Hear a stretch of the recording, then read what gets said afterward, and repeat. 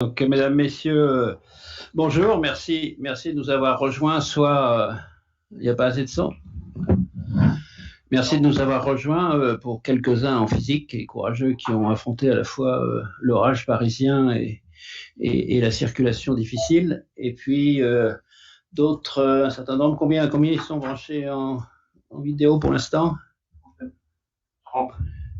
Une trentaine, dont nos amis. Moi, je suis juste sur le micro, alors. Non, faut qu'il monte le son. Il y a un problème. Dans le fond, là, vous entendez ou pas? Oui. Bon. Très bien, merci. Donc, un certain nombre de journalistes que nous remercions d'être présents. Et il y aura un point presse pour ceux qui le désirent juste après. Donc, nous allons vous présenter l'enquête réalisée par les ingénieurs et scientifiques de France. En fait, l'enquête est produite par le comité observatoire de l'IESF, dont la présidente est Marie-Annick Chanel, qui malheureusement peut pas être avec nous aujourd'hui, mais j'en profite quand même devant vous tous pour la remercier et saluer son action à la tête de ce comité et qui permet d'avoir année après année un document aussi riche que celui que nous allons vous présenter tout à l'heure. Alors, le comité répertoire comprend aussi Anne de Cagny, qui est parmi nous aujourd'hui et que je salue et que je remercie, bien sûr. Sandrine Peltre, qui va officier à la tribune pour présenter l'enquête. Et Gérard Duvoit, également, qui va officier pour présenter l'enquête. Ils vont présenter donc les résultats de cette enquête. Donc, je salue également à tous les trois leur implication et leur professionnalisme et leur dévouement, parce que c'est quand même un travail considérable d'analyser tous ces éléments et de nous les restituer. Alors, ce comité est également assisté par une permanente de l'association, qui est Valérie Weiss, qui est pas dans la salle, mais qui est juste derrière, et que je voudrais également remercier pour son implication. Jean, si tu veux démarrer.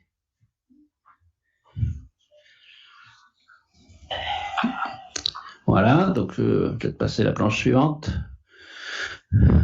Celle-là aussi, tu peux la passer. Voilà, donc juste en introduction, avant de passer la parole à Sandrine, pour dire que cette enquête, ça rencontre toujours le même succès tous les ans, hein, puisque cette année encore, malgré une année fortement marquée par le Covid, puisque nous avons eu 9 mois depuis mars 2020 que le Covid sévit, ça fait 9 mois donc de l'année, nous avons quand même eu plus de mars 2020, et donc toute une partie de l'année de 2021 jusqu'à aujourd'hui. Nous avons eu plus de 53 000 questionnaires recueillis, qui ont été émis entre février et mi-avril 2021. C'est un chiffre qui est important. Tous les ans, on dépasse cette barre des 50 000 qui est un peu symbolique. Il n'y a pas de règle statistique accrochée à ce chiffre de 50 000, mais le fait d'avoir cette quantité de réponses permet de valider l'exploitation statistique qui est faite des données. Pour moi, c'est quand même toujours une satisfaction de voir ce nombre de questionnaires, parce que je ne sais pas si certains d'entre vous sûrement ont rempli le questionnaire. C'est pas le truc que vous remplissez en 5 minutes. Hein. Ça prend une vingtaine de minutes d'aller au bout de l'enquête. Et je ne sais plus quel est le pourcentage, mais c'est un très gros pourcentage qui va jusqu'au bout de l'enquête. Alors, l'enquête IESF fait bien entendu chaque année une photographie de la situation de l'année, mais elle vient se rajouter à un grand nombre de données dont nous disposons maintenant, puisque l'enquête existe depuis 1958 et elle est devenue annuelle depuis 2005. Donc, ça fait une masse de données historique qui permet réellement de mesurer des tendances et de faire tout un tas d'analyses à la demande si nécessaire. Alors 2021 est la 32e édition qui est publiée par les ingénieurs et scientifiques de France. Alors vous savez pratiquement tous que il y a une autre enquête qui est publiée à peu près au même moment, qui est l'enquête de la Conférence générale des grandes écoles. Elle a été d'ailleurs publiée la semaine dernière. C'est en fait une enquête. Et les deux les deux n'ont pas le même objet et se complètent parfaitement. L'enquête de la conférence des grandes écoles, ils appellent ça une enquête d'insertion, c'est-à-dire que ça mesure ce que deviennent les jeunes qui sont juste sortis des écoles. Et ils s'intéressent aux 3 dernières promotions sorties. Et donc c'est limité dans le temps, mais c'est un peu plus large que notre enquête parce que couvre aussi non seulement les écoles d'ingénieurs, mais également les écoles de management. Alors que nous couvrons entièrement la population des ingénieurs depuis la sortie de l'école jusqu'à leur retraite. Et comme vous verrez, c'est la confirmation qu'il y a plus d'1 million d'ingénieurs en France. Donc je le redis encore une fois, c'est une base de données extrêmement importante qui nous permet de produire, si nécessaire, des rapports spécifiques à la demande.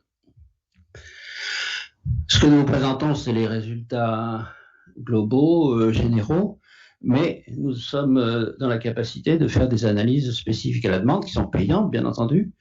Je voudrais citer juste un exemple. Nous avons fait, je sais, il y a 2 ans, une étude spéciale pour la région Bretagne qui voulait savoir pourquoi les ingénieurs venaient s'installer en Bretagne, pourquoi ils y restaient ou pourquoi ils en partaient. Et ça a été extrêmement intéressant et je pense que ça donne la base pour faire ce même genre d'études pour d'autres régions. Il y a des groupements professionnels qui sont intéressés, comme le GIFAS. Donc voilà, à disposition pour toute étude particulière qui pourrait être nécessaire. Alors juste, je ne vais pas dévoiler avant la présentation des résultats ce qu'il y a dedans, mais juste quand même quelques grandes lignes pour ouvrir un peu l'appétit. Évidemment, l'édition 2021 s'est focalisée sur les conséquences, enfin, s'est focalisée en grande partie sur les conséquences de la crise sanitaire et en particulier sur le marché du travail. Et vous verrez que ce qui en ressort, c'est principalement une entrée retardée pour les jeunes diplômés et puis des positions plus figées pour les actifs. On constate, malheureusement, peu d'évolution sur la répartition homme-femme et sur l'évolution de l'origine sociale. Et c'est un peu décevant parce que, vu toutes les actions qui sont menées à la fois par nous, mais aussi par tout un tas d'organismes, de personnes, on ne voit pas encore de tendance forte. Ceci dit, ce n'est pas une raison pour arrêter, il faut continuer, il faut intensifier. Il n'y a pas de raison que ça n'évolue pas. Et puis, un point qu'on commence à voir poindre quand même, c'est la progression de la formation en alternance ou l'apprentissage. Voilà, je ne vais pas en dire plus. Et je vais céder la parole à Sandrine pour qu'elle nous présente tous les détails de cette enquête. Merci Marc. Suivant. Planche suivante, oui. Suivant. Merci. Donc on va commencer comme chaque année par une vision macro de la situation des ingénieurs en 2020. Il faut savoir que nous interrogeons les ingénieurs sur leur situation en fin d'année dernière, notamment pour ce qui est des salaires ou leur situation dans l'emploi. Donc c'est au 31 décembre 2020. Donc en 2020, on avait 1 160 000 ingénieurs, dont 80% en activité professionnelle et 41% de nouveaux diplômés. Donc ça augmente chaque année puisque les écoles d'ingénieurs forment de nouveaux diplômés tous les ans. Alors globalement, ils sont satisfaits de leur situation professionnelle. Si on additionne les satisfaits et très satisfaits, on atteint 77%. L'année dernière, on était à 79%, l'année d'avant, 78%. Donc c'est globalement stable, ça oscille un petit peu. Et pour le moment, enfin sur cet aspect-là, la crise sanitaire n'a rien changé et ça c'est une très bonne nouvelle. Alors, une nouvelle un peu moins bonne, qui est de l'autre côté du slide, c'est le fait que la féminisation stagne. Elle stagne au sein des promotions de jeunes diplômés depuis 2013. On est à peu près entre 28% et 29%, c'est ce qu'on voit dans le petit zoom, ce qui nous amène à 24% de femmes ingénieurs en activité. Alors, on ne connaît pas les raisons exactes, mais ça montre l'importance de continuer à communiquer auprès des jeunes filles, déjà dans les collèges notamment, bon, les lycées aussi, et de faire des interventions. Et là, moi, j'invite les femmes ingénieurs qui nous écoutent à intervenir largement dans les écoles, ne serait-ce que les écoles de leurs enfants, pour présenter leur métier. Alors les femmes s'orientent aussi plutôt dans des secteurs particuliers, donc elles sont plus nombreuses dans la chimie et les sciences du vivant, ce n'est pas nouveau. Et par contre, là, ces dernières années, on a vu qu'elles régressaient dans l'informatique, ce qui est dommage. Déjà pour l'aspect financier, puisque ce sont des secteurs assez rémunérateurs, mais surtout par rapport justement à l'évolution des technologies et pour lesquelles il est important que les femmes soient aussi partie prenante. Planche suivante. Alors, où travaillent ces ingénieurs?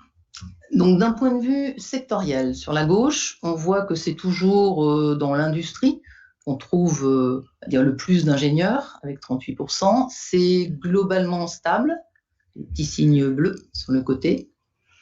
Les autres secteurs, donc en deuxième, on a le tertiaire, puis les sociétés de services, ont augmenté par rapport à l'année dernière.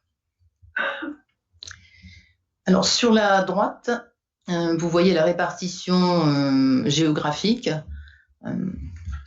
Donc, c'est par ordre de répartition en Île-de-France, par la dernière qui est l'ensemble. Et on constate, moi je mets l'accent sur une des lignes qui est la ligne industrie, c'est que c'est dans ce secteur qu'on trouve proportionnellement et aussi en nombre le maximum d'ingénieurs à l'étranger. On a 42% des ingénieurs à l'étranger qui travaillent dans l'industrie. Sinon, de manière globale, la répartition France-étranger est stable. Depuis 2010, on est à 15% à l'étranger et on est aussi, depuis quelques années, à peu près à 50% des ingénieurs qui vivent et travaillent en province. Passe à la suivante. Alors, on va aborder l'aspect salaire, qui était au départ la raison d'être de l'enquête lorsqu'elle a été créée, puisque c'était une enquête notablement connue pour l'enquête sur les salaires des ingénieurs. Donc ce qu'on constate, c'est qu'ils sont globalement stables. Alors en valeur médiane, on a 58 900 €. Donc je rappelle qu'un salaire médian sépare les 50% les moins payés des 50% les plus payés. Donc si on avait un nuage de points, on aurait la moitié des points au-dessus de la courbe rouge et la moitié des points en dessous. Donc on démarre en gros en début de carrière vers 35 000 € et on finit en médiane, bien sûr, on finit en médiane à 100 000. Les autres courbes que vous voyez sont les courbes des centiles. Donc c'est le même principe. Celle qui est au-dessus de la courbe rouge, c'est la C25. Donc au-dessus de cette courbe, vous avez les 25% des salaires les plus élevés, en dessous des 75, et la dernière, vous avez au-dessus.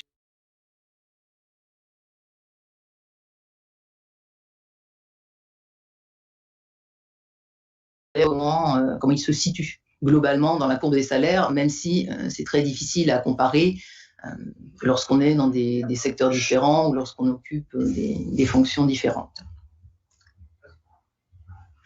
Alors, ensuite, le premier effet de la... Non. Ensuite. Non. Donc, le premier effet de la crise que l'on constate, alors je dis premier, c'est dans l'ordre de la présentation, c'est pas dans l'ordre d'importance.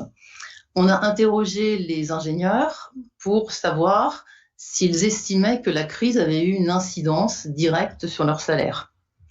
Donc 10% d'entre eux nous annoncent un gel ou une baisse des rémunérations liées à la crise sanitaire. Donc 2% une augmentation. À peu près la moitié pense que ça a été sans effet et l'autre ne se prononce pas. Voilà. Donc une petite baisse, ils ont un petit nombre d'ingénieurs qui auraient un gel, c'est surtout un gel et une baisse de rémunération. Et on peut aussi voir là l'effet des mesures qui ont été prises, des mesures gouvernementales de soutien aux entreprises. Chômage partiel, entre autres. Voilà, entre autres, le chômage partiel. Suivant. On va parler maintenant des retraités. Alors, en majorité, les ingénieurs sont retraités à l'âge de 64 ans, certaines partent plus tôt, mais il y en a assez peu qui partent plus tard, et au-delà de 66 ans, on trouve très peu d'ingénieurs qui ne sont pas du tout à la retraite. Ensuite, ils peuvent cumuler retraite et activité professionnelle. Alors, au niveau de leur rémunération, ce qu'on intègre dans la courbe là, des montants des retraites sont les retraites globales, c'est-à-dire à la fois, si on prend le système français, retraite de base, retraite complémentaire et éventuelle part de capitalisation. Alors la médiane est à 54 000 euros. Je répète ce que j'ai dit, c'est-à-dire qu'il y en a la moitié qui ont moins de 54 000 euros et la moitié qui a plus de 54 000 euros. Alors, on les interroge aussi régulièrement sur la manière dont ils perçoivent ces montants en termes de satisfaction. Donc c'est ce qui vous donne cette courbe. Au global, on a 72% qui sont satisfaits du montant de leur retraite.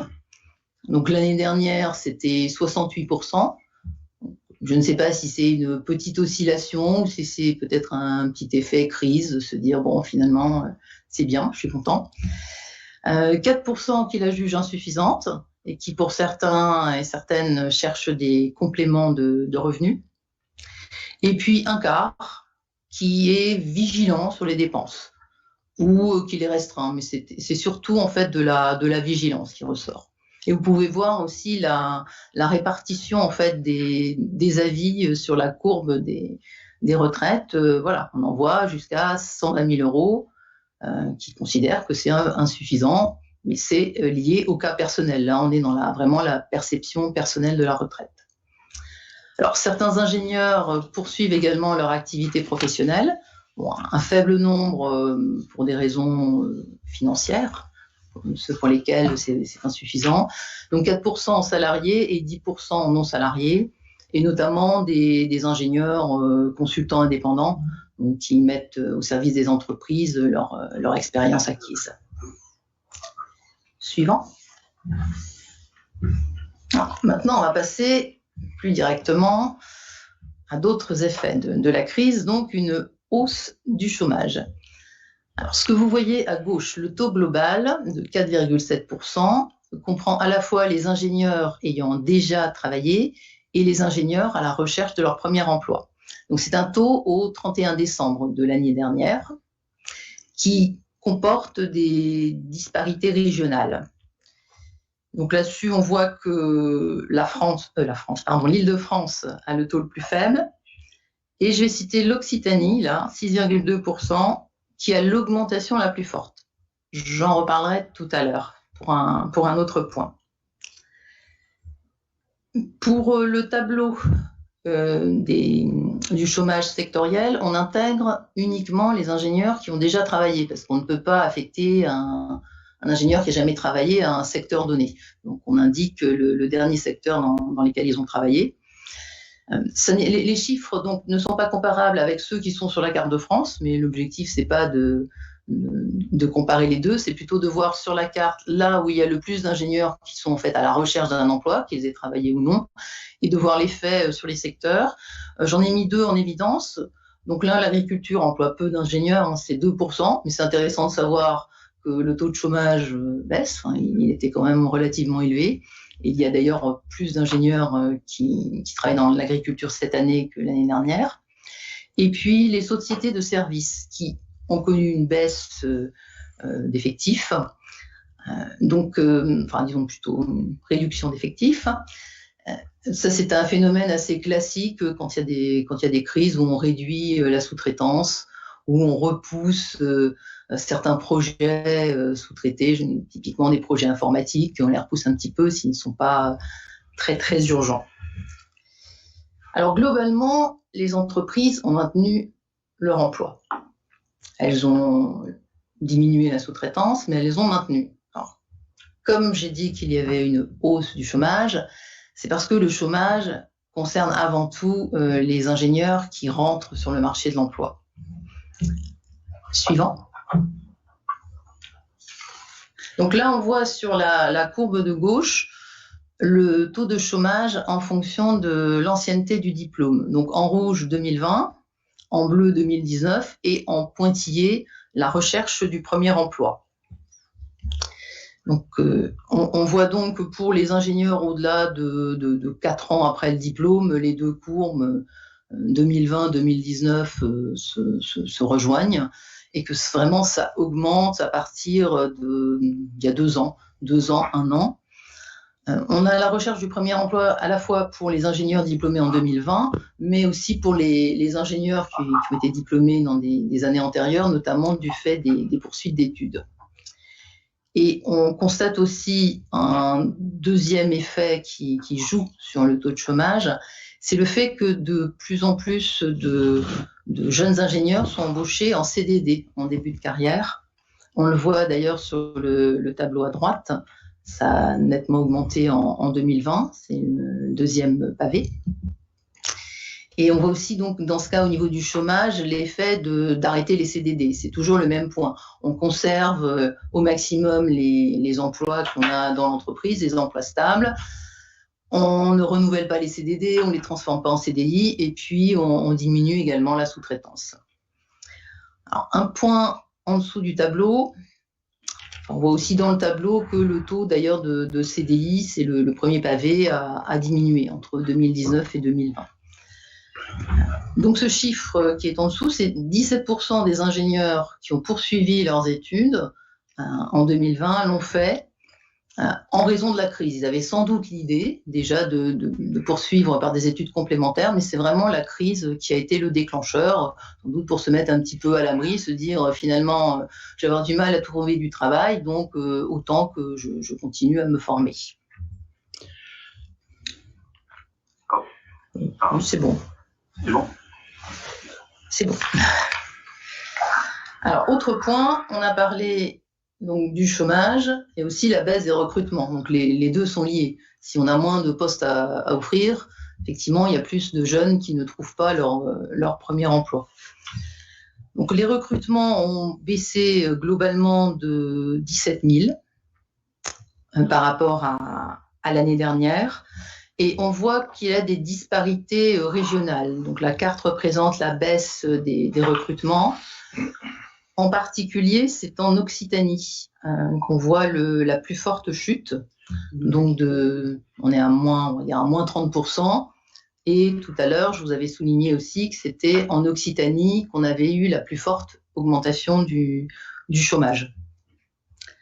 Alors c'est pas surprenant, puisque, comme on le voit sur la droite, les secteurs les plus impactés sont, en termes de baisse de recrutement, donc les industries de transport et en particulier l'aéronautique, et les services informatiques donc, sont souvent des conséquences induites, puisque les services informatiques travaillent notamment pour les industries de transport et bon, pour d'autres acteurs également. Et donc en Occitanie, le secteur aéronautique représente 30% des emplois.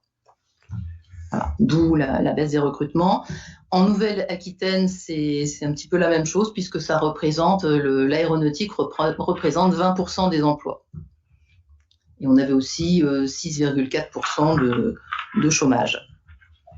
Et d'ailleurs, au niveau de l'impact sur le recrutement, c'est surtout les jeunes ingénieurs qui ont été touchés puisqu'on note 75% de jeunes recrutés en moins dans l'aéro par rapport à l'an passé. Donc on a également moins de mobilité professionnelle. Bon, alors ça va de pair lorsqu'il s'agit de mobilité externe, puisqu'il y a moins de postes à pourvoir, donc on reste chez son employeur. Donc on a 19% des ingénieurs qui ont connu des mobilités en 2020. Il y en avait 23% en 2019. Donc là-dessus, c'est surtout une baisse de changement d'employeur, donc de l'ordre de 20%, et aussi de changement de poste en interne.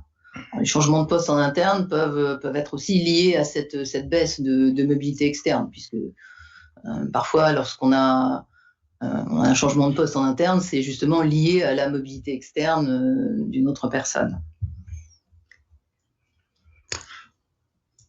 On a aussi 9% des mobilités qui seraient dues à la crise sanitaire. C'est déclaratif, ce sont les ingénieurs qui nous l'ont signalé, donc parmi ceux qui ont connu une mobilité. Et concernant les personnes qui sont en recherche d'emploi, puisqu'on a parlé du chômage, donc il y a une baisse des recrutements, ils ont moins de possibilités d'avoir un emploi. Il y a 43% des ingénieurs en recherche d'emploi qui nous ont indiqué que selon eux, la crise a vraiment freiné leur recherche, comme on peut tous et toutes aisément l'imaginer. Suivant.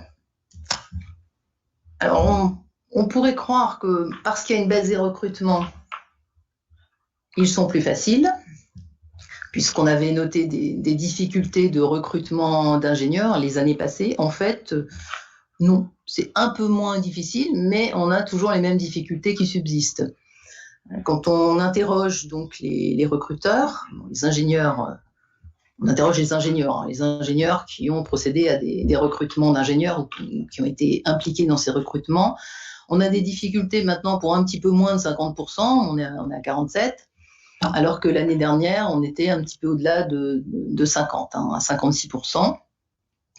Donc la nature de ces difficultés, on les voit sur la droite.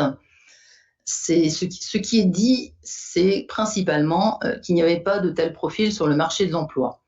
Donc c'est en augmentation par rapport à l'année dernière, c'est peut-être lié au fait que les ingénieurs n'ont pas forcément envie de bouger, ceux qui sont dans l'emploi. Ça dépend aussi de la définition des caractéristiques du poste. On note aussi donc sur ce graphe, sur la barre qui est un petit peu au-dessus, sur l'aspect salaire, qu'on a toujours pas mal d'ingénieurs qui finalement ont des demandes qui ne correspondent pas vraiment à ce que souhaite offrir l'entreprise. Et donc, ce qui montre bien qu'il n'y a pas eu une réduction aussi massive de prétentions salariales du fait de la crise et du fait des difficultés que peuvent avoir les ingénieurs à trouver un emploi.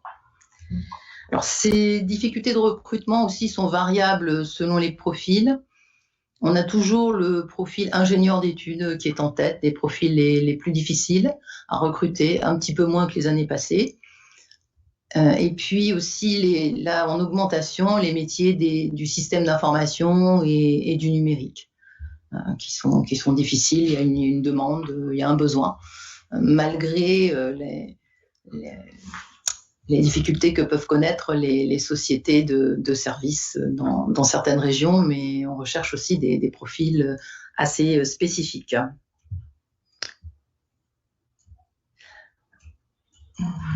Bien, on passe à la suite. Alors, on a parlé du chômage, du recrutement, des mobilités professionnelles. Maintenant, on va rentrer dans l'emploi, les ingénieurs qui travaillent, et voir ce que la crise sanitaire a changé. Donc, on les a interrogés sur la manière dont ils avaient adapté leurs pratiques professionnelles, notamment en distanciel, par rapport à avant la crise. Donc c'est en bleu sur le graphe avant la crise, et puis vous avez en rouge après la crise. Donc si on regarde sur la droite, on constate déjà que pour tout ce qui était espace collaboratif ou messagerie instantanée, c'était déjà vraiment très répandu. Ça a continué un petit peu, mais c'était déjà bien ancré dans les habitudes de travail des ingénieurs. Voilà, peut-être que ça va augmenter encore après la crise. Alors, pour ce qui est des trois premiers aspects, on a une forte augmentation. On peut se dire aussi qu'il y aura des éléments qui vont sans doute subsister. On voit la formation plus 50% en distanciel, on n'avait pas le choix. Maintenant, on peut imaginer que dans la suite, il va rester du distanciel, où il y aura peut-être plus de mix présentiel-distanciel qu'il n'y a aujourd'hui. Et pour alors aussi l'aspect vidéo, ou enfin réunion distancielle, peut-être, mais ça on le verra dans les années à venir, peut-être est-ce que ça va également engendrer une diminution des déplacements pour réunions et favoriser plus les réunions en distanciel, donc réduire les voyages, réduire aussi les coûts pour les entreprises. Alors pour le brainstorming, là c'est ouvert. Moi j'ai pratiqué du brainstorming en distanciel pas mal de fois. C'est pas vraiment très très pratique. Mais la crise a fait aussi qu'on est devenu un peu imaginatif. Peut-être qu'avant on s'adaptait, on se disait bon, c'est pas pratique, on fait avec. Et là, je pense qu'on a globalement un petit peu plus réfléchi à la manière d'adapter ces méthodes de travail. Alors, on a demandé également aux ingénieurs s'ils avaient changé quelque chose dans leur méthode de travail et sur quels aspects. Alors, ce qui est ressorti, c'est que, là c'est déclaratif aussi, c'est que 64% nous indiquent qu'ils ont changé leur façon de travailler avec leurs équipes. Alors, bon, ils étaient forcés si les équipes étaient à distance, hein, mais on n'a pas non plus creusé, leur demander si c'était juste le distanciel. Moi, je pense que, bien sûr, c'est loin d'être uniquement le distanciel. Et 40% ont également modifié ou adapté leur mode de management. Donc, quand on voit ces chiffres, on se dit qu'il y a des choses qui vont subsister.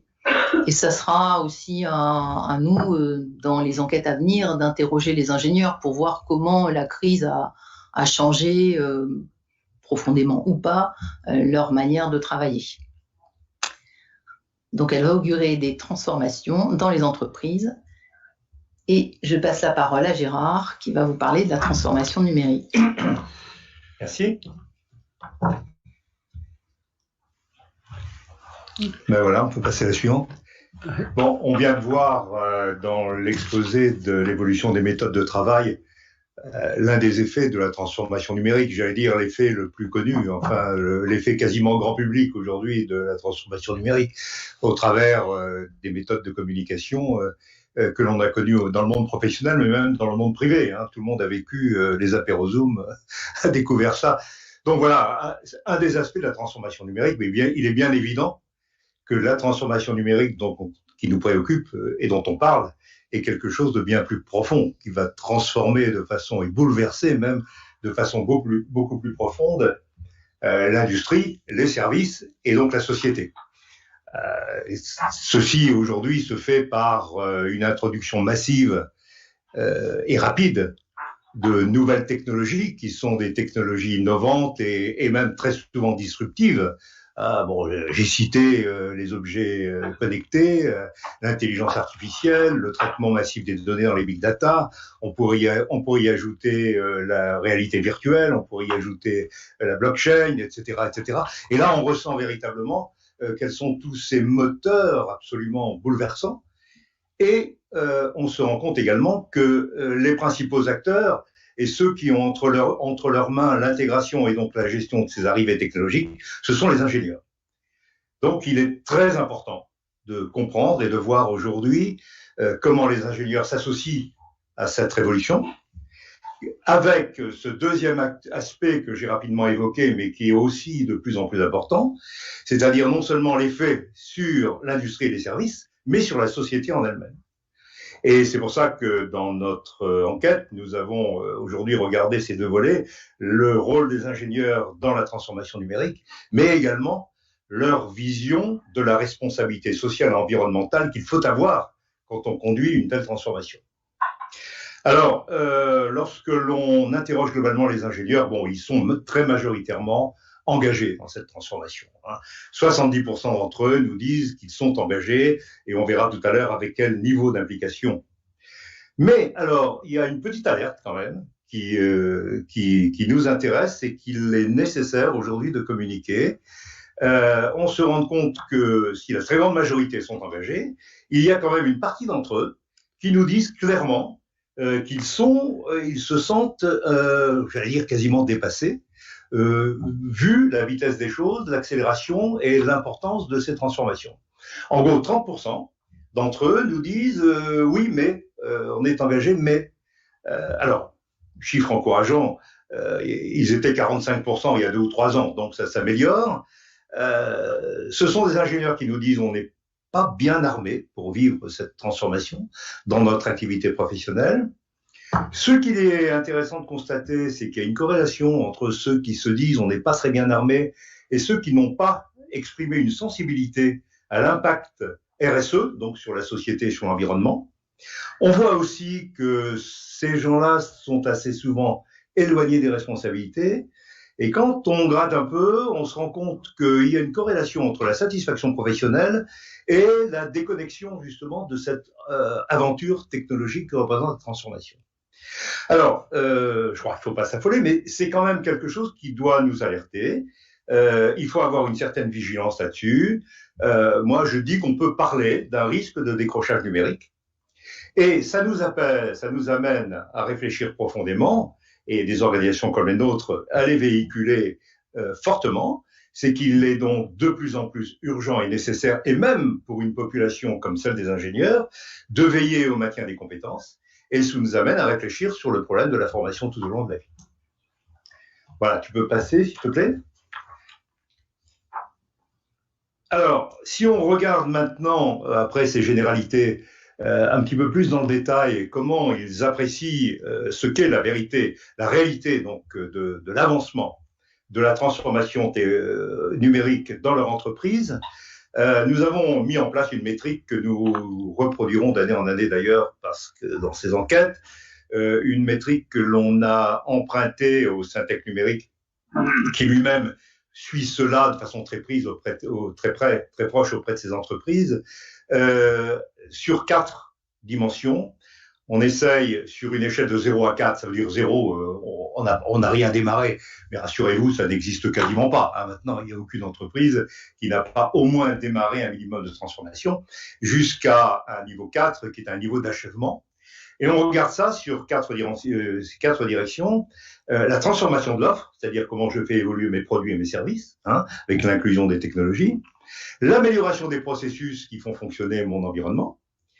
La diffusion de la culture numérique dans mon entreprise, à quel point c'est devenu quelque chose auquel les gens adhèrent, comprennent et suivent. Et enfin, l'impact final sur le modèle économique. Est-ce que finalement on en est arrivé à ce que la transformation favorise l'expansion économique de l'entreprise? Alors, vous voyez aujourd'hui ce que nous disent les ingénieurs. Donc, les notes sont assez satisfaisantes, hein, puisque la moyenne serait de 2, puisque sur une échelle de 0 à 4. Donc, 2,5, ce qui est le plus avancé quand même, c'est l'amélioration des processus. La transformation de l'offre suit avec 2,5. La culture se développe et on n'en est pas encore à mesurer sur le plan économique les résultats, mais on avance sérieusement. Bon, quand on regarde globalement cela, bon, on peut aller beaucoup plus loin dans le détail pour voir par secteur, etc. Mais on voit quand même que très globalement, les grandes entreprises sont plus avancées que les autres, 2,7 par rapport au TPE et surtout par rapport au secteur public qui est à la traîne.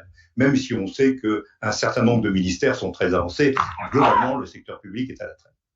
Alors, deuxième aspect de notre enquête, puisque je le disais en introduction, non seulement cette transformation est une véritable révolution pour les industries et pour les services, mais aussi pour la société. Donc, il est très important de mesurer et de faire en sorte de faire prendre conscience et de voir à quel point les ingénieurs ont conscience de ce que ces bouleversements peuvent apporter comme transformation. Et on a choisi donc de mesurer avec le comité numérique d'IESF, on a développé ce questionnaire. On a choisi de mesurer aujourd'hui quelles étaient leurs perceptions de l'impact éthique de cette transformation, quelle était leur perception de l'impact environnemental et quelle était leur perception de l'impact sur les changements de société. Alors, on a beaucoup de données très intéressantes sur le sujet. Simplement mettre en évidence quelques points qui m'ont frappé dans la façon dont ils perçoivent ça. Alors, sur le plan éthique, 2 choses apparaissent de façon très nette.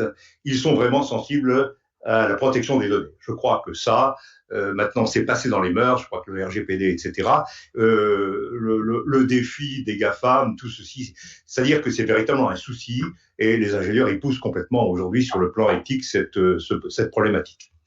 Alors, intéressant aussi de voir qu'ils mettent très bien placé la notion de la neutralité des algorithmes, et ce qui montre à quel point ils commencent à percevoir aujourd'hui l'introduction de l'intelligence artificielle dans les processus et dans le truc. Et donc, avec cette exigence, bien sûr, tout le monde sait que si notre intelligence n'est pas remplacée, mais secondée par une intelligence artificielle, il ne faut pas que celle-ci soit porteur de biais si nous voulons aujourd'hui respecter un certain nombre de règles éthiques. Donc ça, une sensibilité, vous voyez, ça arrive déjà. Sur le plan environnemental, il montre également une prise de conscience sur le fait que dans leur job de design, de concepteur, etc., il faut aujourd'hui prendre en considération la sobriété des usages dans le bilan global de ce qu'ils produisent, mais aussi sobriété des usages dans ce que consommera ensuite les produits qu'ils mettront sur le marché. Et aussi une véritable conscience que le monde où on avait comme technique finalement pour accélérer le business de penser à l'obsolescence déprogrammée est un monde qui est vraiment derrière nous. C'est bien au contraire un nouveau monde où il faudra concevoir des produits qui seront beaucoup plus destinés d'ailleurs à être réutilisables ou reconditionnés s'il le faut. Donc vraiment des changements à état d'esprit que nous pouvons ici mesurer dans cette enquête. Enfin, sur le plan sociétal, ils sont bien conscients, évidemment, bien qu'on ne sache pas encore vraiment le mesurer, qu'il y a un impact sur l'emploi évident. On ne sait pas le mesurer, pourquoi ? Parce qu'aujourd'hui, on n'a pas encore suffisamment de recul.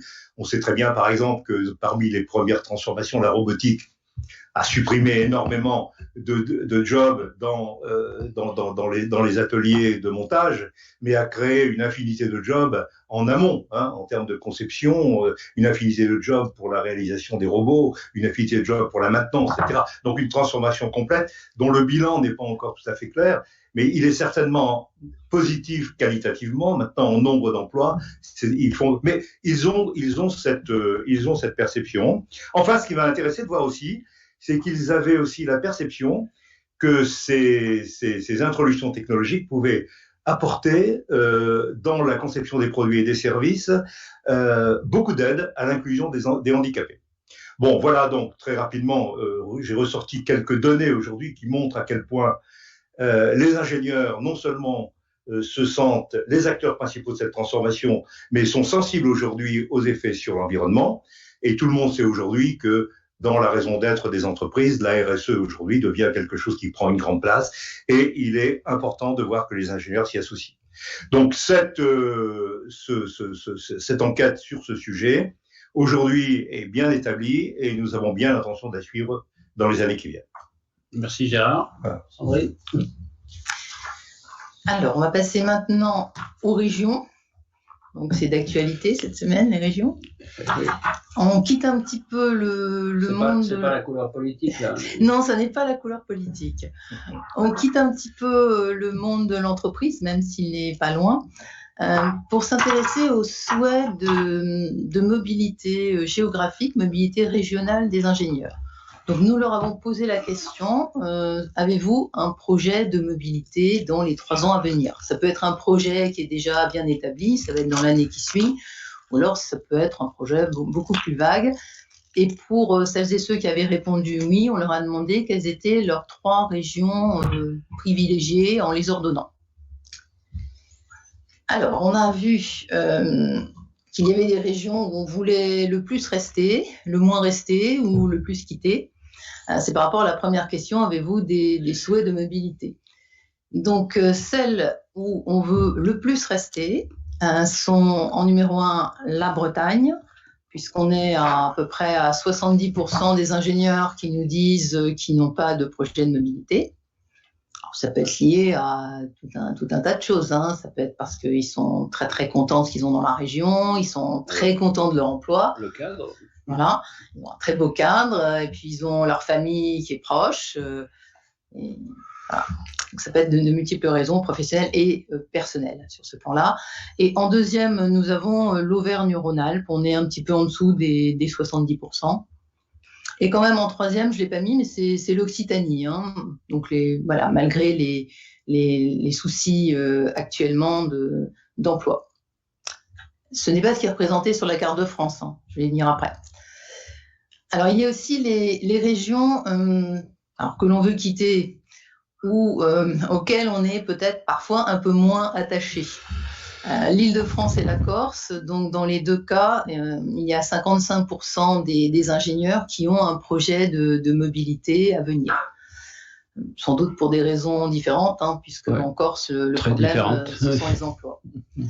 Alors, je précise que nous avons interrogé uniquement les ingénieurs qui étaient soit en emploi, soit en recherche d'emploi. On n'a pas interrogé les retraités qui n'ont pas les mêmes contraintes professionnelles, bien sûr. Peut-être qu'ils voudraient moins quitter la Corse, ceux qui y sont. Alors ensuite, les destinations privilégiées. Là, c'est la carte de France. Donc, on a représenté les destinations qui nous ont été indiquées dans les 3 choix des ingénieurs. On a regardé à partir du moment où une région était citée une fois par un ingénieur, on la comptabilisait. Donc, en rouge, vous avez les régions qui ont été citées par plus de 20% des ingénieurs. Plus c'est foncé, plus ça a été cité. Et en bleu, c'est par 10%. Donc, plus c'est foncé, moins ça a été cité. Donc, en gros, si on va du moins au plus, c'est le bleu très foncé de la Corse et le rouge très foncé d'Auvergne-Rhône-Alpes.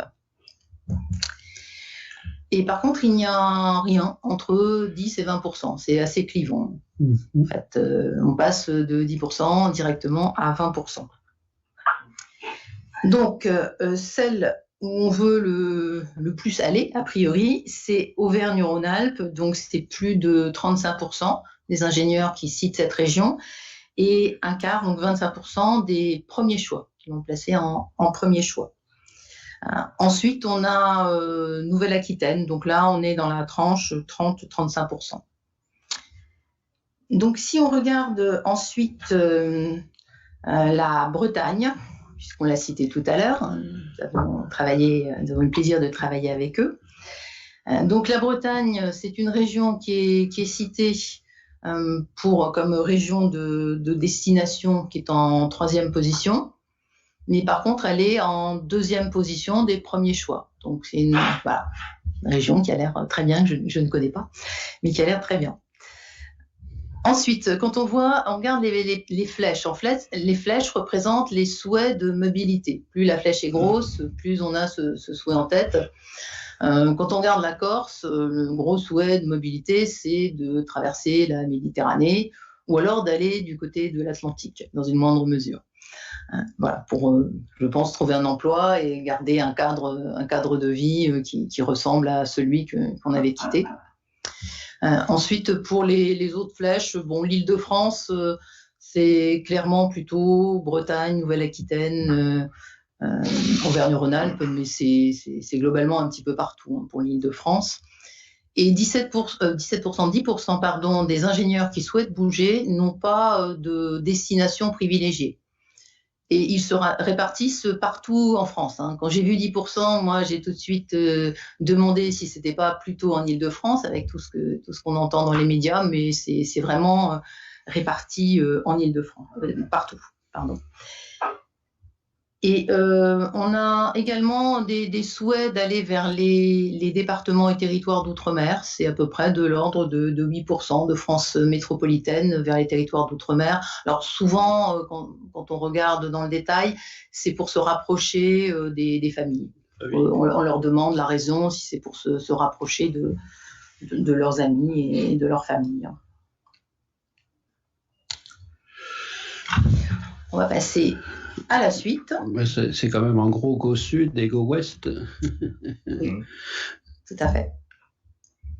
Alors maintenant, on va aborder le sujet des origines sociales que Marc a cité en préambule. Donc on a posé la question, qu'on ne posait plus depuis quelques années, mais on l'a reprise, aux ingénieurs de savoir quelle était la profession de leurs parents lorsqu'ils ont démarré leurs études d'ingénieur. Et pour voir si ça avait changé. Donc, quand on regarde sur la courbe, on voit bien que les effectifs d'ingénieurs ont notablement augmenté à travers les années. Alors, par contre, les pourcentages des catégories socio-professionnelles ne bougent pas tellement. Quand on regarde en bleu, où on est en gros dans les cadres équivalents, on était un peu en dessous de 60%, on est passé à 60%, légèrement en dessous de 60%. En fait, on oscille autour de 60%.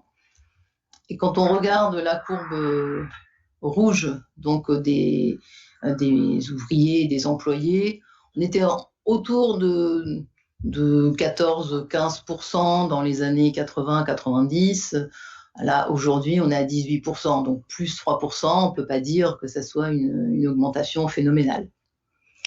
Alors, il faut quand même aussi mettre ça en regard de l'évolution globale de la population en France, parce que le nombre de cadres a été multiplié par à peu près 5 dans ces périodes, et le nombre d'ouvriers a un petit peu diminué.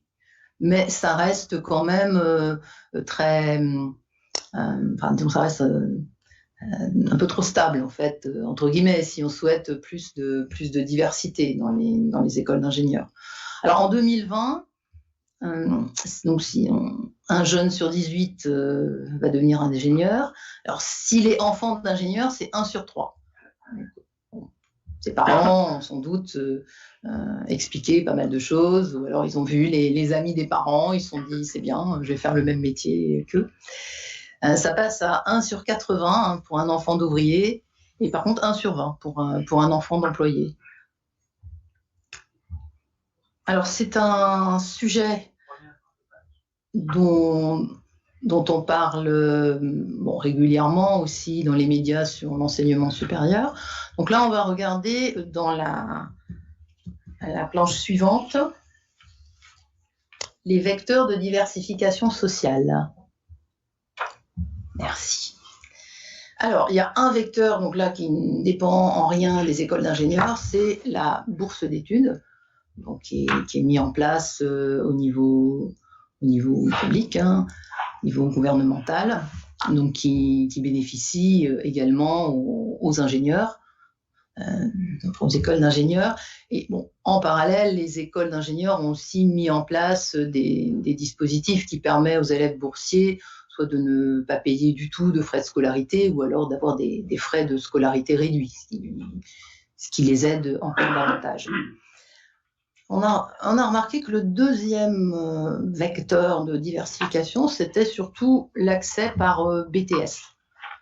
On demande aux ingénieurs leurs origines sociales, mais l'accès par BTS, c'est un accès qui concerne assez peu d'ingénieurs. Dans les écoles, toutes les écoles ne l'incluent pas, et c'est un petit nombre. Ensuite, il y a le DUT, il y a plus d'ingénieurs qui sont rentrés dans leurs écoles par DUT. Et quand on regarde aussi les catégories socio-professionnelles des parents, effectivement, c'est un facteur de diversification. Et dernier point, c'est l'apprentissage qui se développe beaucoup. Donc, à titre d'exemple, j'ai cité donc des ingénieurs enfants d'ouvriers sur les 12 dernières promotions. Donc 12, c'est pour tenir compte du développement de l'apprentissage, parce qu'avant les 12 dernières promotions, on n'avait quasiment pas ou pas du tout d'apprentis. Donc on voit que sur ces 12 dernières promotions, on avait en gros un petit peu moins de 30% d'ingénieurs qui étaient passés par le BTS ou le DUT, un petit peu moins par l'apprentissage, alors qu'au global, les enfants d'ouvriers représentaient 17% des ingénieurs, d'où l'aspect diversification sociale. Et on voit sur la droite, donc sur le graphe, vous voyez un peu la progression sur les années. Bon, les bourses en rouge, mais surtout, ce qui est intéressant, c'est la courbe couleur taupe, donc des formations au statut apprenti, vraiment qui augmente beaucoup. Formation d'alternance aussi, c'est la même chose. Voilà, c'est la même chose, exactement. Alors d'ailleurs, ces formations en alternance font fréquemment suite également à un DUT pour 40% ou à un BTS pour 18%. On va faire un petit zoom sur l'apprentissage dans le slide suivant. Alors, on voit l'apprentissage dans les écoles d'ingénieurs en croissance, donc c'est 8% de croissance par an, qui a plus de succès auprès des hommes qu'auprès des femmes. On n'a pas demandé la raison. Donc, parmi les diplômés des 2 dernières promotions, on a 28% des ingénieurs qui sont passés par l'apprentissage, dont 23% de femmes. Alors, quand on interroge les ingénieurs sur leur principale motivation prendre cette forme d'études. C'est l'aspect pratique qui domine. C'est déjà pour la moitié d'entre eux, c'est l'équilibre formation théorique, formation pratique. C'est aussi pour 30% être plus rapidement sur le terrain. Donc mieux saisir aussi le métier qui sera le leur une fois qu'ils seront diplômés, avoir ce sens un peu plus pratique. Et c'est aussi quelque chose d'intéressant à communiquer, notamment pour des jeunes qui s'imaginent que les études d'ingénieur, c'est quelque chose de très théorique. Voilà, on passe son temps en cours, donc même si on fait des stages, mais c'est voilà, quelque chose à communiquer. Et on note aussi que pour 17% d'entre eux, le financement est important. Donc on n'a pas posé la question, est-ce que vous auriez quand même fait des études d'ingénieur si vous n'avez pas eu ce financement, mais c'est peut-être aussi un sujet à creuser pour le futur. Donc c'est une diversification intéressante et moi j'invite aussi les ingénieurs passés par l'apprentissage à communiquer largement auprès des jeunes collégiens, auprès des jeunes lycéens, pour insister notamment sur ce côté pratique. Alors, tu peux passer à la suite. Voilà, je vais juste, avant de repasser la parole à Marc, vous citer un dernier chiffre. Donc, on a demandé aux ingénieurs un petit peu de regarder les choses de manière prospective par rapport à cette situation sanitaire, enfin, les impacts sur l'emploi, voir s'ils pensaient que la situation qu'ils vivaient au niveau de leur entreprise était conjoncturelle ou plutôt une espèce de crise structurelle. Et 78% d'entre eux pensent que ce n'est pas un phénomène conjoncturel, c'est plutôt structurel et que ça va nécessiter une forte remise en question, en fait, au niveau de l'emploi, des manières de travailler. Donc, ce qui augure des enquêtes futures intéressantes pour suivre l'évolution. Merci. Bien, merci Sandrine et merci Gérard pour ces présentations claires et pleines d'enseignements. En début, j'ai remercié les acteurs internes d'IESF qui ont contribué à la qualité de cette enquête. Je voudrais aussi citer notre partenaire technique, je dirais, qui est Aléasat, qui est la société qui fait l'exploitation statistique de toutes les données qui sont reçues. Et puis, je voudrais aussi, bien entendu, citer nos partenaires institutionnels qui nous permettent de réaliser cette enquête, qui sont le GIM, le groupement des industries métallurgiques de la région Île-de-France, qui aussi nous accueille aujourd'hui fort aimablement, le GIFAS et la CTI.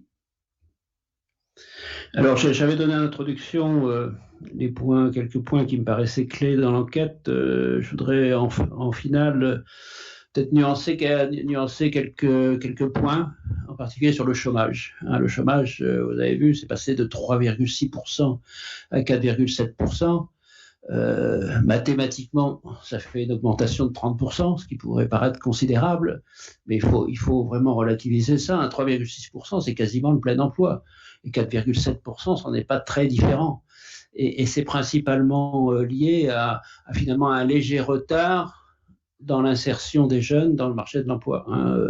Au lieu de mettre 3 mois pour trouver un job, ils en mettent peut-être 6, mais voilà, c'est pas une catastrophe. Et d'autant plus que l'activité économique repart fortement. Et si on prend un des secteurs qui a été fortement touché par la crise, qui est l'aéronautique, et qui est un gros utilisateur d'ingénieurs diplômés, ça repart très fort. Je voudrais juste vous dire que le trafic aérien aux États-Unis et en Chine est au même niveau, voire supérieur à celui qu'il était avant, que c'est en train de redémarrer en Europe, que la société Airbus a annoncé une reprise des cadences des avions courts moyens courriers qui font le gros du volume, avec dès l'année prochaine des cadences équivalentes à celles d'avant la crise et quasiment l'année suivante dépasser ces cadences. Donc, si dans les méthodes de travail, si dans la façon de faire, dans l'état d'esprit des gens, la crise va laisser des traces, et comme ça a été dit enfin, il y a des choses qui structurellement vont changer. Par contre, dans le domaine de l'activité économique, de l'emploi, etc., une fois que, alors en espérant qu'on touche du bois là, que le dernier variant indien, Delta, je ne sais plus comment on l'appelle, ne lance pas une 4e vague, ça devrait repartir, et ça a commencé à repartir, d'ailleurs, ça devrait repartir très très vite. Le dernier point que je voudrais souligner, c'est que, bon, vous avez vu 1 million d'ingénieurs, plus de 800 000 ou 900 000 en activité, c'est une population considérable, c'est une population qui est au cœur de toutes les transformations de la société, au cœur de toutes les arrivées de nouvelles technologies qui sont porteurs de progrès pour l'humanité. Et cette population, alors là je dépasse un peu le cadre de l'enquête, excusez, mais j'en profite. Cette population, elle est peu audible aujourd'hui, elle s'exprime peu, elle fait peu entendre sa voix. Et donc, c'est un travail que nous avons démarré et qui va continuer et s'amplifier dans les années à venir, c'est arriver à porter cette voix au niveau de l'opinion publique, au niveau des décideurs, qu'ils soient politiques ou industriels. Alors, ça va se traduire par... il y a déjà des choses concrètes qui sont lancées, et en particulier USF, je l'annonce, a décidé à l'initiative de ceux qui avaient rédigé le premier livre blanc dans le cadre des élections de 2017, le premier livre blanc à l'intention des candidats aux élections présidentielles. Donc c'est ceux qui avaient réalisé ce livre blanc en 2017 ont proposé, et USF a accepté avec enthousiasme, de reprendre ce livre blanc et d'en faire un nouveau pour la prochaine campagne d'élection 2022. Alors, je ne sais pas si le nom est définitivement retenu, mais le nom qui tient la corde et qui sera probablement confirmé au prochain conseil d'administration, c'est relever les défis du XXe siècle et 2 points. 21e. Du XXIe siècle, pardon. Relever les défis du XXIe siècle, 2 points, les propositions des ingénieurs et scientifiques de France. Voilà, donc vraiment marquer notre empreinte sur le futur. Voilà, je vous remercie de votre écoute et je vais ouvrir une séance de questions-réponses. Donc aussi bien, je ne sais pas si on peut y en avoir de vidéo. Pour lancer la séance de questions-réponses, je vais vous citer quelques questions que nous avons eues sur Internet, des gens qui nous suivent sur YouTube. J'en profite pour vous dire que nous avons eu jusqu'à 129 personnes et que, en gros, ça s'est toujours maintenu à au-dessus de 60 personnes connectées en permanence. La première question était de savoir si le montant des retraites, comme sur le slide des retraites, s'il s'agissait des montants de retraite bruts ou nets. Net. Net. Donc la réponse est nette. La deuxième question que nous avons eue, c'était par rapport à ce qui a été appelé le décrochage numérique, et de savoir, en gros, la question, si je la résume, c'est est-ce que ça avait un rapport avec la génération, c'est-à-dire est-ce qu'il y a un rapport, est-ce qu'on a une visibilité sur l'âge des répondants ou sur la date de leur diplôme, est-ce que c'est un rapport avec les générations? On a une idée, bien sûr, et la réponse est presque dans la question. C'est-à-dire qu'il est bien clair que ce ne sont pas les nouvelles générations qui indiquent aujourd'hui ce risque, alors décrochage entre guillemets, hein, je le dis bien, c'est-à-dire de se laisser un peu dépasser, de ne pas se sentir aujourd'hui capable de faire partie de cette révolution. Donc, il est clair que ce sont les plus anciennes générations. Et la troisième question, j'en profite, c'est quelqu'un qui s'interrogeait si on avait des indications sur le pourcentage d'ingénieurs qui ont fait un Master Business of Administration après leur diplôme d'ingénieur. Un MBA. Ouais.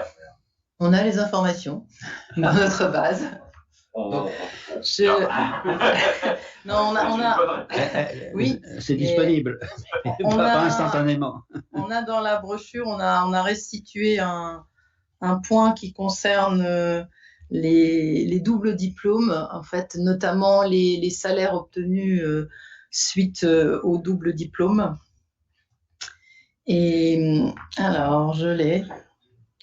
J'ai gestion management. On a un pourcentage de répartition.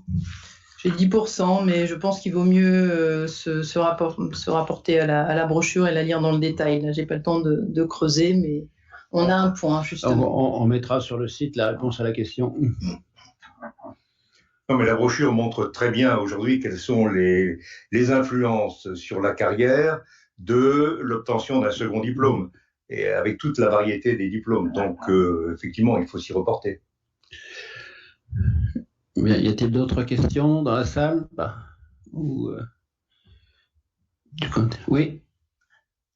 Oui, c'est pas une question, c'est en fait peut-être une précision par rapport au terme alternance. Puisque alternance, effectivement, ce sont des contrats. Enfin, ça c'est pas. Oui, ça serait. Je sais pas si on peut passer un micro à Anne. Je pense qu'on entend bien. J'ai un retour ici. D'accord, tu as le retour. Ça marche. Avec l'histoire du Covid, on essaye On peut se présenter. Oui. Marc souhaiterait que tu te présentes, Anne. Ah oui, bon, c'était pas trop l'objet, mais bon. Anne Déteni.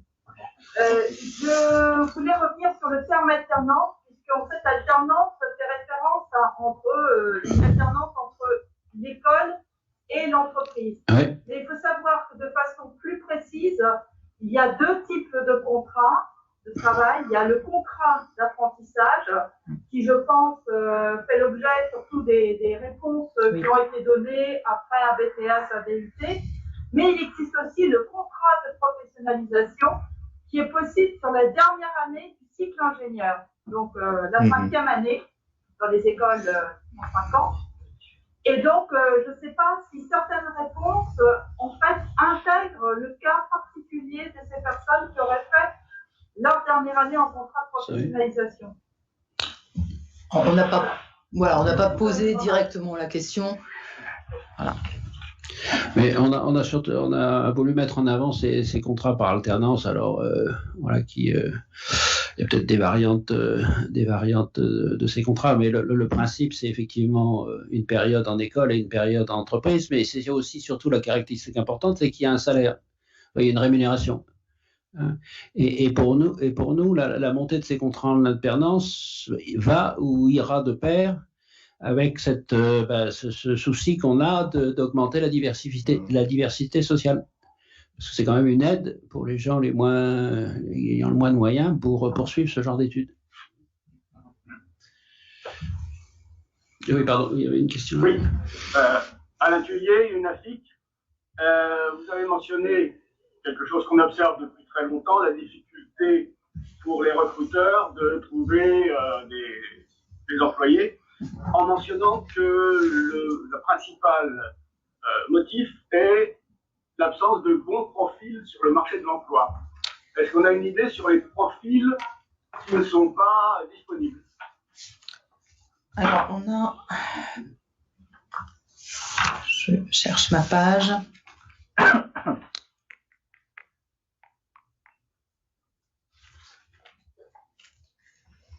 Alors, on n'a pas clairement demandé aux répondants qui avaient dit il n'y a pas de tel profil sur le marché de l'emploi, citez-nous spécifiquement les profils que vous n'avez pas trouvés. On a simplement en parallèle posé des questions sur les profils qui ont posé le plus de difficultés. C'est-à-dire qu'on n'a pas fait le lien en termes de questionnement sur quel était ce profil. Mais pour ceux qui ont le plus de difficultés, c'est vraiment, ce que j'avais dit, c'est ingénieur d'études en premier, système d'information, chef de projet, expert technique, voilà. C'est dans l'ordre de ceux qui ont posé le plus de profils. Les problèmes. Pardon. Ouais. Oui. Bonjour, Frédéric Micheletti, Centrale GPEC à l'UNI. Est-ce que l'enquête sera accompagnée aussi cette année par un outil pour les ingénieurs pour voir où se situe leur salaire en fonction de l'école de sortie? C'est la première partie. La deuxième partie, est-ce qu'on a assez de données statistiques pour justement les ingénieurs qui sont basés à l'étranger, hors de France? Je crois qu'il n'y avait que 3 pays qui étaient disponibles par le passé. Pour répondre à la première question, oui. Traditionnellement, il y a cet outil de simulation du salaire qui est mis à la disposition des ingénieurs et qui le sera évidemment cette année. À la deuxième question, on a toujours dit, si vous voulez, que les données que nous disposions sur les salaires à l'étranger en particulier étaient des données indicatives. Car vous le savez, c'est extrêmement difficile de pouvoir faire, toutes choses égales par ailleurs, une comparaison entre le salaire français et un pays X, Y, Z, où les charges sociales, les charges de retraite sont extrêmement différentes. Donc, on est, pour répondre à la question, pas capable de rentrer, d'ailleurs très peu de monde est capable de le faire, dans cette étude extrêmement spécifique pour comparer les salaires à l'étranger. Mais nous avons quand même statistiquement une idée générale de ce que représentent les salaires dans un plus grand nombre de pays d'ailleurs que ce que vous disiez, parce que on a quand même aujourd'hui accumulé des données sur beaucoup de pays. Vous avez précédentes, j'imagine que maintenant ça grandit. Merci. Ok. J'ai encore des questions en ligne. Vas-y alors. Il y a une question qui demande si les études d'ingénieurs sont-elles de plus en plus sélectives. Je ne sais pas si ça dépend vraiment de l'enquête. C'est un peu. Bon. L'autre question, c'est vrai qu'on n'a pas beaucoup abordé lors de cette présentation, c'est au sujet des scientifiques non ingénieurs. Comme on l'a fait les années précédentes, est-ce qu'on peut en dire un petit mot? Oui, si je retrouve mes chiffres. En fait, on n'a pas restitué sur les scientifiques non ingénieurs parce qu'on n'avait pas assez de réponses pour que ce soit réellement qu'on puisse en tirer des statistiques. Typiquement, on a moins de 800 réponses, donc de scientifiques non ingénieurs, c'est-à-dire Bac plus 5 et plus, Master 2 ou avant, DEA, DESS, doctorat. Au niveau des docteurs, on a 200 docteurs non ingénieurs, donc on ne peut pas vraiment tirer d'enseignement là-dessus, et surtout qu'on a différentes classes d'âge représentées. Donc statistiquement, on ne peut rien dire. Oui, une année, on avait vraiment porté l'accent là-dessus et on avait eu, je sais plus, 3000, de l'ordre de 3000 réponses, donc ça avait permis d'exploiter. 5000 même. Donc ça nous avait permis d'exploiter, mais là, cette année, le taux de réponse dans cette catégorie-là était trop faible. Je peux apporter un complément de réponse peut-être. Dans l'esprit de ce que disait Marc tout à l'heure, c'est-à-dire que nous commençons à disposer de données historiques de cette enquête, et en particulier sur les scientifiques et sur les docteurs. Nous avons l'an dernier poursuivi un approfondissement de la compréhension de ce que représentait en général l'apport des doubles diplômes. Ça a été une question tout à l'heure. Et on a regardé de façon plus précise aujourd'hui ce qu'apportait le double diplôme de doctoral, PhD, si vous voulez.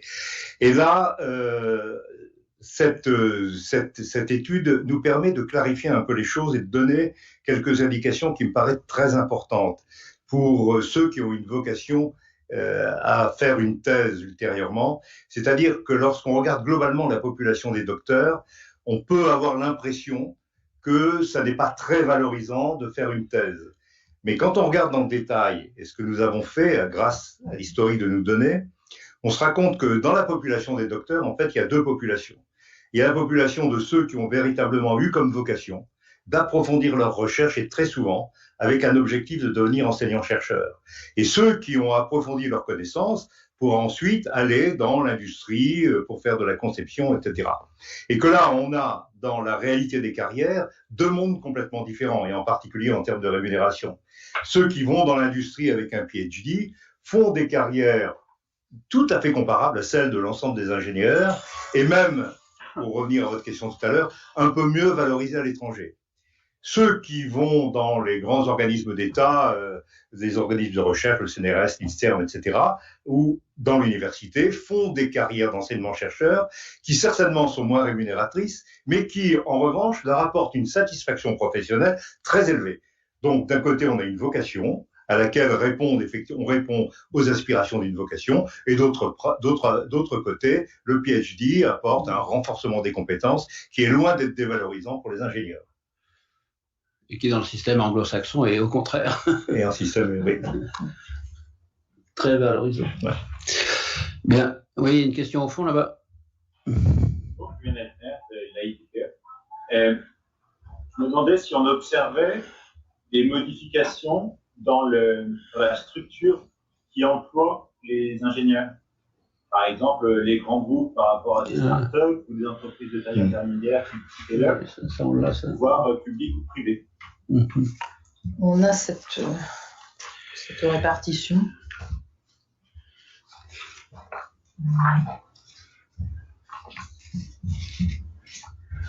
Là, j'ai pas d'éléments à vous donner, on va dire, en live. Bon, mais disons qu'on n'a pas cherché cette année à faire, par exemple, des interprétations pour dire, voilà, on va beaucoup plus depuis X années dans un grand groupe ou dans une start-up. On ne s'est pas spécifiquement intéressé à ce sujet, mais on a la répartition.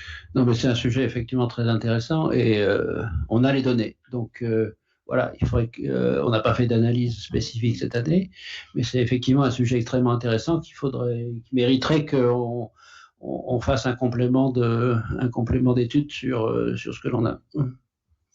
On sait que les gros employeurs sont toujours à peu près les mêmes. C'est-à-dire que dans les grands secteurs des grandes entreprises, à part un accident de parcours comme celui qu'on vient de vivre sur l'aéronautique est toujours restée, comme l'ensemble des transports, un gros employeur. Et en revanche, le plus gros employeur des ingénieurs est, depuis quelques années, l'ensemble des sociétés de services. C'est-à-dire, si vous regardez les sociétés de services numériques et d'ingénierie associées, elles recrutent 20 000 ingénieurs par an, parmi les primo-demandeurs d'emploi. Oui, mais ce qui est intéressant, c'est aussi de voir ceux qui fondent leur entreprise, qui créent une start-up, qui rentrent dans le monde du travail via la start-up. Et dans ce monde des sociétés de services, effectivement, c'est là où nous trouvons quand même de plus en plus de petites sociétés qui se développent et des start-up. Donc, tout ce monde-là est un très, très gros employeur d'ingénieurs. Bien. Est-ce que vous avez des inflexions dans les parcours qui peuvent être très linéaires historiquement? J'ai déjà fait du commerce, c'est pas scientifique. Et voilà, historiquement, les gens restaient longtemps dans une boutique, c'est pas forcément plus. Est-ce que ça a changé? Oui, ça a tendance à changer, c'est pareil. Il faut qu'on ressorte ces éléments-là et qu'on ait sorti une étude. Merci d'avoir soulevé le point. Une autre question? Oui, il y a une remarque et une question en ligne. La première remarque, c'est toujours lié à la catégorie des scientifiques non ingénieurs. Est-ce que l'IESF va mettre l'accent sur la visibilité de cette catégorie? Bon, je vais laisser Marc répondre, mais oui. Évidemment, on a beaucoup travaillé là-dessus. Oui, évidemment, c'est... comment dire, enfin, vous savez qu'au sein du USF, on a mis en place ce qu'on appelle un comité d'orientation stratégique et un des points qui est ressorti à l'évidence, c'est qu'il fallait mettre l'accent sur cette population. Tiens, d'ailleurs, il y a Dominique de Robillard qui vient d'arriver et qui se cache parce qu'il est en train de mettre la cravate. Voilà.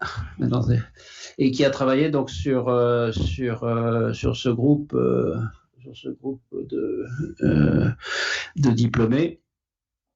Je pense qu'on aura l'occasion dans un proche avenir de mettre à plat tous les éléments dont on dispose. L'idée de base au départ, c'était un constat qu'il y avait un certain désamour entre les docteurs et les entreprises.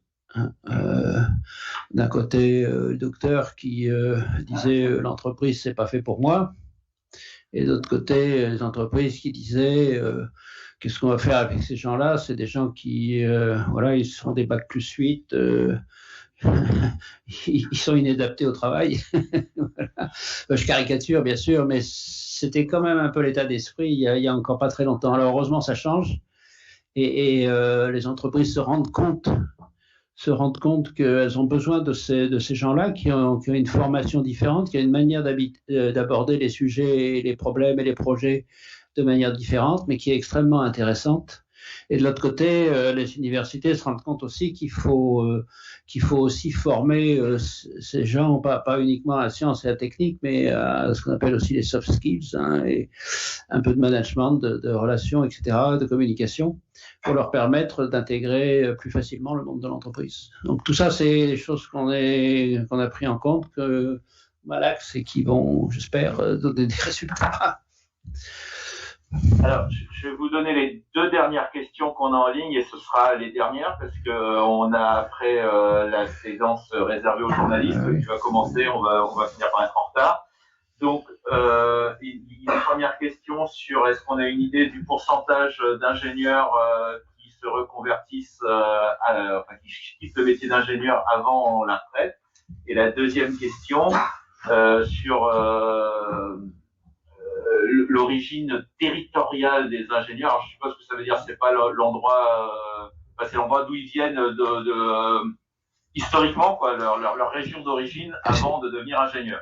Oui, c'est la carte des régions productives qui génère beaucoup d'ingénieurs. Je ne sais pas si on a ça. Enfin, moi, la première question. Alors, la première question, le pourcentage d'ingénieurs qui se reconvertissent avant la retraite, on n'a pas posé la question. Donc, on n'a pas cette réponse. Voilà, donc c'est peut-être Par contre, on avait quand même une idée de. C'était pas en cours, mais c'était au début. C'est-à-dire que les gens qui font une formation d'ingénieur et qui vont dans la finance. Franchement, c'est un sujet qui me fait sortir de mes cons en général. C'est un peu un gâchis de faire une formation d'ingénieur pour aller dans la finance. Mais à un moment, dans certaines écoles, c'était des taux de 40 à 50%, ce qui est complètement aberrant. Complètement aberrant. Oui, ça fait sortir beaucoup de. Mais quand on regardait le phénomène de presse, si tu veux, il y avait dans ce phénomène, il y en a un qui était choquant. C'est la fameuse époque où l'influence, la finance embauchait des ingénieurs pour faire des modèles mathématiques. Hein. Mais il fallait aussi reconnaître que c'était l'époque de l'explosion de l'informatisation de la finance et qu'une grande majorité des ingénieurs qui allaient dans la finance à l'époque y allaient faire un métier d'ingénieur. Donc, ça concernait à peu près la moitié de ceux qui allaient dans la finance. Ouais. Alors, ce phénomène s'est tari considérablement après la crise de 2008. Et aujourd'hui, je pense que c'est plus satisfaisant. Cette population d'ingénieurs va vers les grands cabinets de conseil. Celle qui allait antérieurement dans la finance va plutôt dans les grands cabinets de conseil où ils sont très prisés et très sollicités. Enfin, je suis pas, un avis personnel. Je trouve que c'est un peu aussi du gâchis que des jeunes ingénieurs aillent dans des cabinets conseils. Sans passer par l'industrie avant. Sans passer par une entreprise ou l'industrie avant. Oui, mais moi, d'être formé au départ en allant dans des grandes entreprises et des essais. Oui. C'est pas totalement inadapté, mais moi qui faisais partie des grands donneurs d'ordre, hein, qui a traité avec ces cabinets conseils, en général, quand on discutait des sujets, de ce qu'on voulait mettre en place, on avait les seniors de ces cabinets conseils qui venaient nous présenter leurs méthodes, ce qu'ils faisaient, etc. Enfin, très intéressant. Et dès qu'on avait signé les contrats, qu'est-ce qu'on voyait débarquer? Les petits jeunes, hein, qu'on devait former. Voilà. Et la technique. À prix d'or. Donc, je ne sais pas si parmi vous, il y a des anciens des cabinets de conseil. J'espère que je ne vais pas choquer trop de gens. Mais voilà, c'est mon expérience. Bien, écoutez, on est contraint un peu par le temps, hein, et Jean nous rappelle à l'ordre. Donc, il me reste à vous remercier de votre attention. Et Sandrine va se prêter maintenant au jeu des questions des journalistes. Voilà. Merci.